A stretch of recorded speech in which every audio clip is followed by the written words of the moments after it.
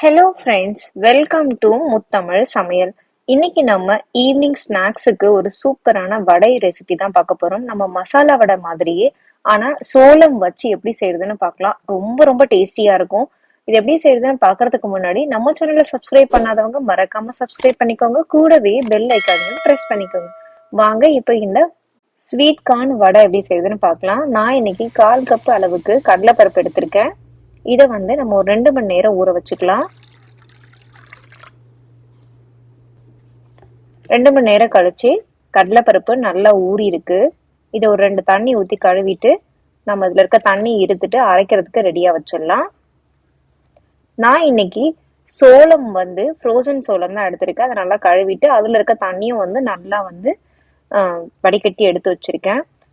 3/4 cup அளவுக்கு சோளம் எடுத்திருக்கேன். நீங்க எந்த கப்புல கடலைப்பருப்பு எடுக்கிறீங்களோ அதே கப்பால 3 மடங்கு சோளம் சேர்த்துக்கோங்க. இப்போ ஒரு மிக்சி ஜார்ல 2 காஞ்ச மிளகாய், உங்க காரத்துக்கு ஏற்ற அளவுக்கு அட்ஜஸ்ட் பண்ணிக்கோங்க. 2 பல்லு பெரிய பல்லு பூண்டு, 2 சின்ன துண்டு இஞ்சி, 1/2 டீஸ்பூன் சோம்பு, இதெல்லாம் சேர்த்து பல்ஸ் மோட்ல மிக்சியில அரைச்சு எடுத்துக்கோங்க. கொஞ்சம் கொரகொரப்பா, தண்ணி சேர்க்க வேண்டாம்.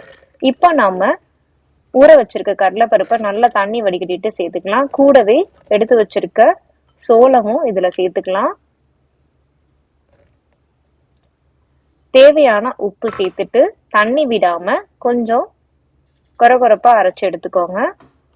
ரொம்ப மைய அரைச்சிட்டிங்கன்னா வடை மொறுமொறுன்னு இருக்காது. அதனால இந்த பதத்துக்கு இருக்கட்டும். இப்ப நம்ம இதை ஒரு பவுல்ல மாத்தி வச்சிடலாம். ஒரு மிக்சிங் பவுல்ல மாத்திட்டு 1 டேபிள் ஸ்பூன் அளவுக்கு ஊற வச்ச கடலைப்பருப்பு தனியாக எடுத்து வச்சிருக்கேன். அதையும் இதோட சேர்த்துட்டு ஒரு பச்சை மிளகாய் சின்னதாக கட் பண்ணி சேர்த்துக்கோங்க.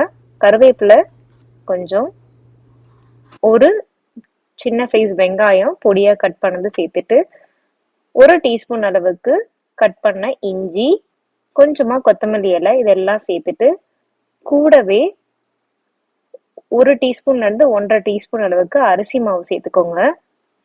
இது மாவு கொஞ்சம் கெட்டியா இருந்ததுன்னா நீங்க அரைச்சதுக்கு அப்புறம் அரிசி மாவு அளவு கம்மி பண்ணிக்கலாம். நீங்க இப்ப நல்லா கலந்துட்டு உருண்டை இது மாதிரி பிடிச்சிட்டு நம்ம எப்பவும் மசாலா வடை தட்டுற மாதிரியே தான் தட்டிட்டு எண்ணெய் சூடு பண்ணி, எண்ணெய் நல்லா சூடா இருக்கட்டும். எண்ணெய் நல்லா சூடானதுக்கு அப்புறமா மீடியம் ஃப்ளேம்ல வச்சுக்கோங்க. அடுப்பை வச்சுட்டு நம்ம வடை தட்டி இதுல போட்டுடலாம். 2 பக்கமும் பொன்னிறமா ஆற அளவுக்கு பொரிச்சு எடுக்கணும். வடை போட்ட உடனே நீங்க திருப்பி விடக்கூடாது.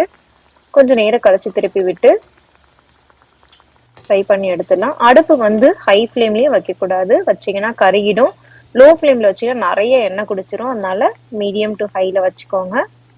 இந்த மாதிரி நல்ல பொன்னிறமா ஆற அளவுக்கு பொரிச்சுட்டு எல்லா வடையும் எடுத்து மீதி மாவையும் வடை சுட்டு எடுத்துடலாம்.